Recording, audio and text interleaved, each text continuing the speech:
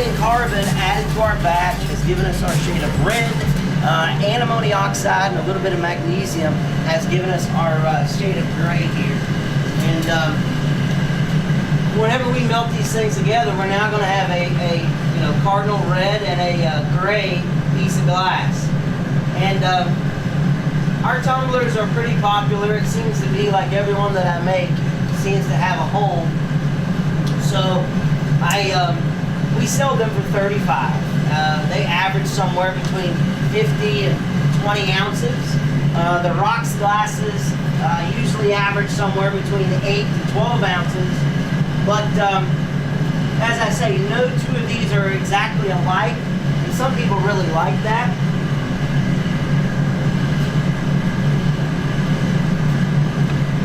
But hopefully you're going to see here in a moment why they are the price point that they are, because I can't make them in 2 minutes.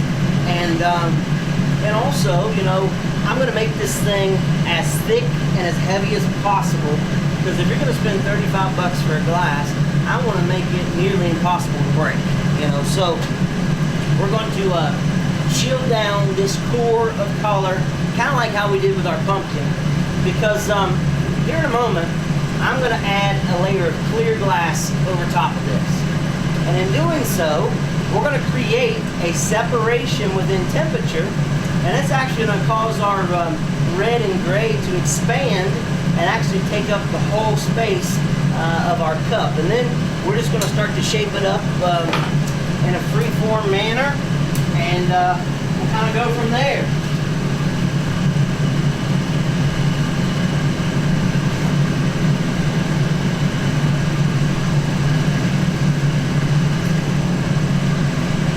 Now we're going to chill this down a little bit here with our wooden block, and as I say, this allows us to be able to control our piece of glass, just a little easier. And as I say, we're going to let gravity kind of help us with the shape of our cup here. And as I say, this is why no two of these will ever be exactly the same.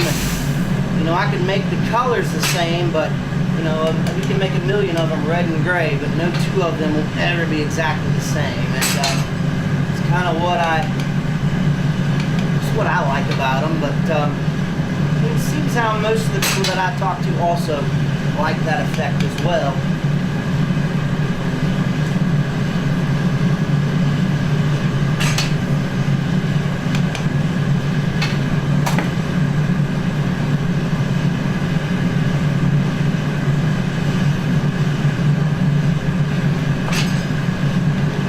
What we're doing is with this carbon paddle, I'm kind of hitting on the bottom here because I want this to be good and thick, because you're going to see why as we move forward. Because we want this bottom to be good and thick, because eventually we're going to make a transition and put a pipe on the bottom here to start shaping up the part that we would drink from. So we want this base to be good and thick. And it's going to take us a few reheats. Remember, we talked earlier, when glass sets up as a solid, the only way to reshape it is to reintroduce heat to it that's back above 1250 degrees. So that's what I'm doing here. If you've been to a larger facility or maybe watched videos, you'll watch one person's sole job with a big torch. So typically people don't leave a stand or leave their chair over there. You're stuck with me today. I kind of do these things on my own.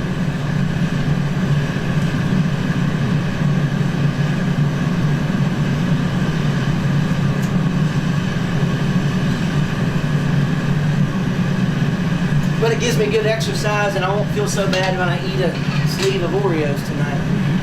But we're going to, as I say, continue to chill down this bottom of our cup, and it's not going to look like we're going to make much progress at the very beginning. And that's because what I really want to do here in a moment is I want to heat this center section, and I want it to be warmer than the rest of it, because I'm going to kind of continue to lengthen this thing a little bit, but I want this bottom to stay colder than the rest of this.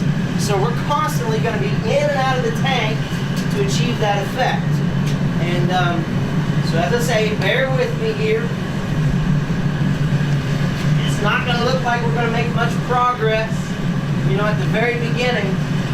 But, you know, we will get there. But the thing is, it's just kind of like if you've ever put like a plastic soda bottle in a campfire, before it completely melts away or dissipates, you know, it kind of becomes concave or sucks in, you know, before it melts away. And really, that's what would happen to our piece of glass if I left it underneath that hot flame for too long. It would also become concave, and we would lose the conformed shape that we were trying to make over there in a free-form manner.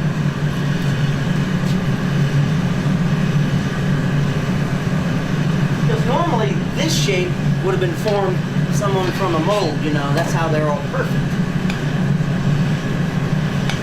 So we're going to continue to check this bottom, and we're going to continue to reheat a few more times and get a little more length. I can't stop turning our pipe because for those of you that came in a little later, you know, we talked, if we stop turning the pipe, the glass is in a liquid state, so therefore it would run towards the floor.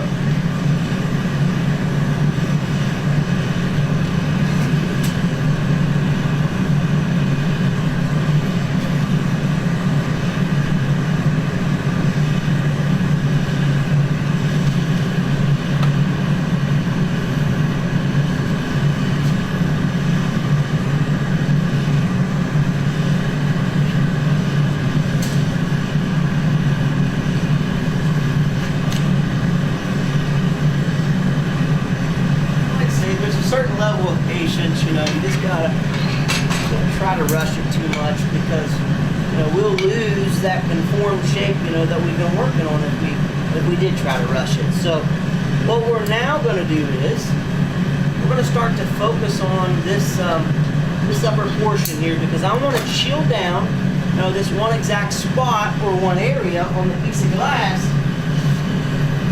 so we can remove our tumbler from the pipe. But remember, the longer that I leave it out here, this is the part really that is the dangerous, I guess, or the part that we've kind of tell the moment of truth here, because this is where this thing could break. Of all the hard work that we've done thus far, to be down the tubes if we break this thing, and it very well could break. I'm not a master glass blower. I don't really believe there is one. I believe there's one master, and he's not a glass worker. Matthew 6:24 tells us, man cannot serve two masters. I'm certainly not above the Lord, so we're going to do the best we can here, and hopefully have a tumbler to continue to work on.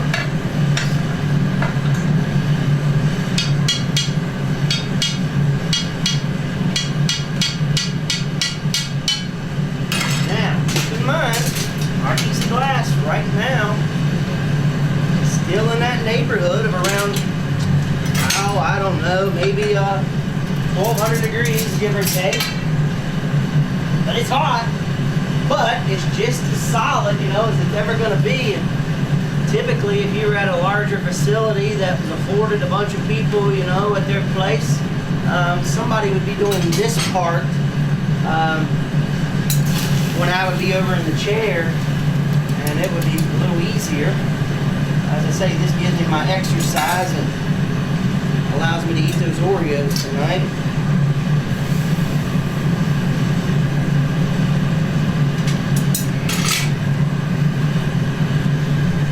Right there is the moment of truth, because we very well could have broken that piece of glass as long as we left it out here, you know, and then we reintroduced it to 2,200 degrees. We very well could have broken it. So now, just like we did with the bottom a few minutes ago, I want the part that's furthest away from us, which is going to be the part that we're going to drink from. I want that to be hotter than the rest of this, because I want the part that's closest to me to remain cold, because you know, we want that to be much thicker, and also we want it to withstand someone slamming it on a table or something. But as I mentioned earlier, if I try to hold it under this flame for too long, it'll become concave. So as I mentioned, it's not going to look like we're going to make much progress at the very beginning, but I promise you, once we start to get it to move, it kind of starts to shape itself up, you know. But we just really got to be a little patient with it and kind of just continue to reheat that one section. And we're going to do this a few more times here, but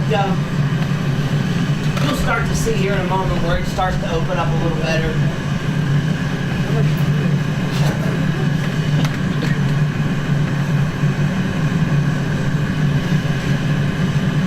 I don't know where we're at on the time schedule so far, but can you guys see where these are at the price point that they are? You know, it's not like I can make these in like 3 minutes like I do our ornaments, you know. And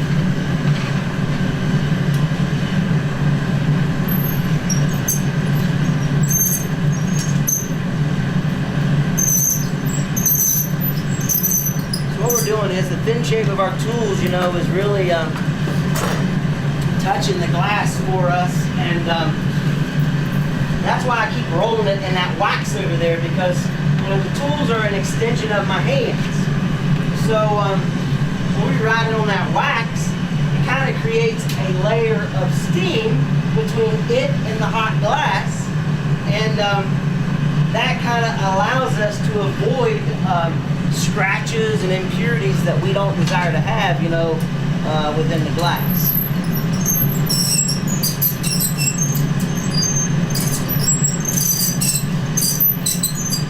Okay, so these next few reheats, we're going to start to make a little progress.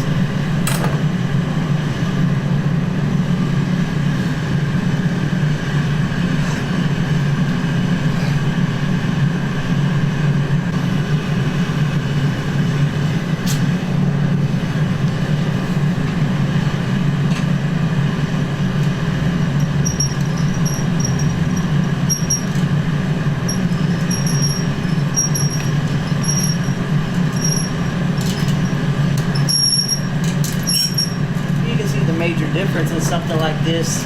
It's something when you have like 6 and 7 people working on something like this. Typically when one person is doing each one of these jobs, it does expedite the whole process. But most of my life I've always been told, like, one person can't make a vase by themselves, or one person can't make a tumbler by themselves, and it just gave me that extra drive, you know, to try to figure it out if I had to do it by myself.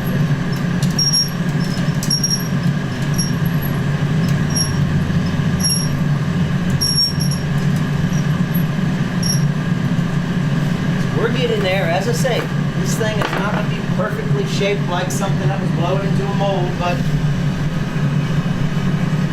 the idea was to have 2 of them that were a little bigger, kind of like my blue and gold one, and then have 2 that were a little smaller that were kind of like a rocks glass, you know.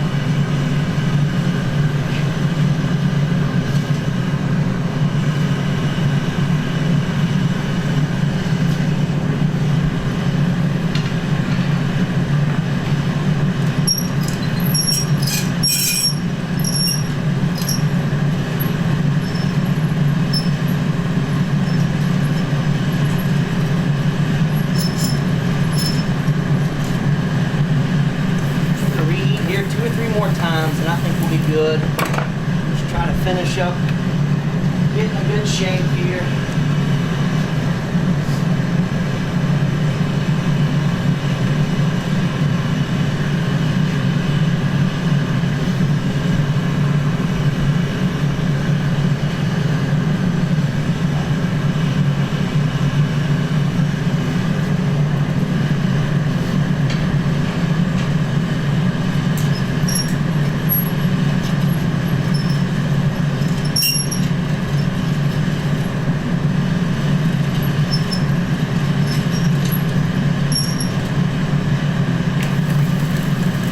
Definitely be something that's in that 15 to 16 ounce range.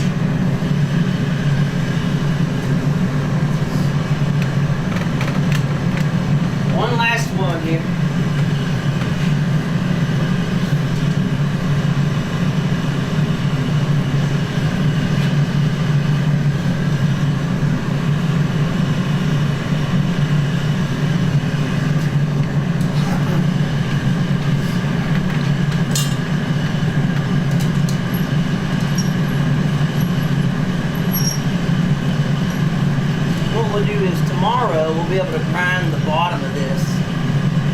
It'll kind of help me flatten it up a little bit. Kind of square up the bottom once we can take the grinder to it. I'll show it to you really quick here once I get it to cool down. And just keep in mind, you know, it's going to be that bright, you know, vibrant, like scarlet, red, and gray, like our other one here. So, does that guy and that look anything in color? But they are exactly the same. So, what we're going to do is we're going to remove this from our pipe.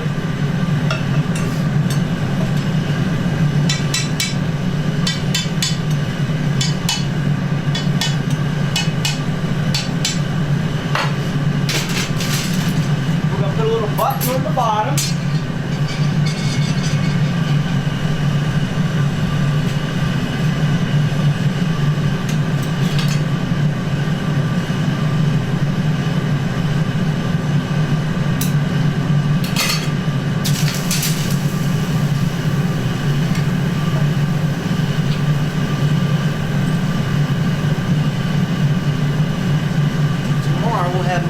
Traditional rocks glass tomorrow. Tomorrow, as I said, that'll be a bright, vibrant scarlet, red, and gray. Okay.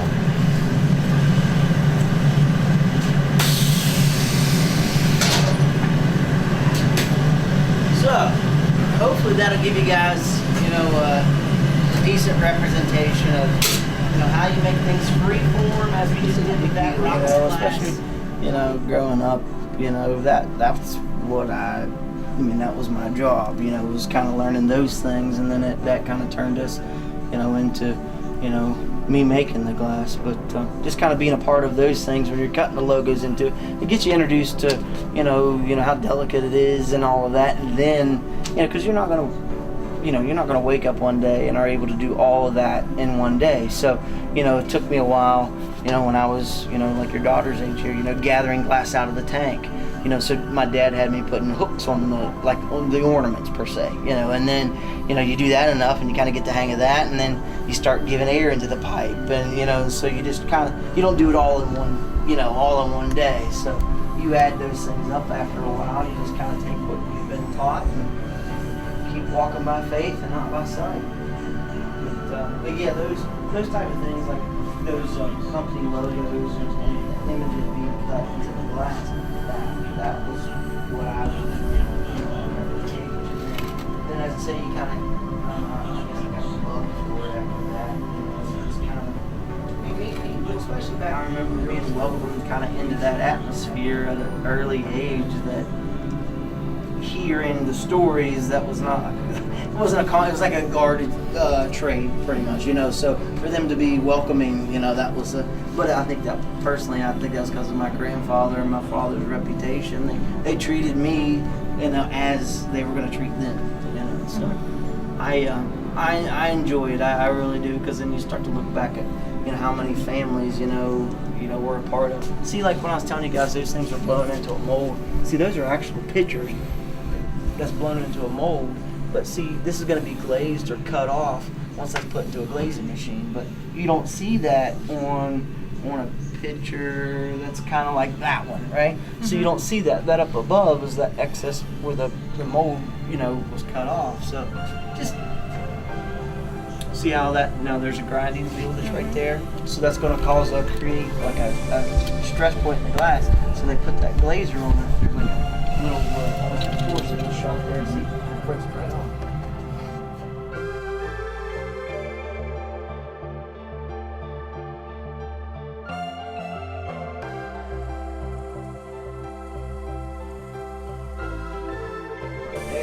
Someone, they could make, say, 120 of these in a day's time, between 6 to 8 people, right? And someone today would make one of those things and gloat about it for an entire year. But those guys would make, say, 120 of them today, come to work tomorrow and make 120 more. And that's something that, you know, that it's just a gift, man. I can't, the mold itself, but then how much glass you need, and also to blow that out. It's kind of like this. It's what they call a yard ale here. That would have to be very thin in the middle if if you were too slow on blowing it out.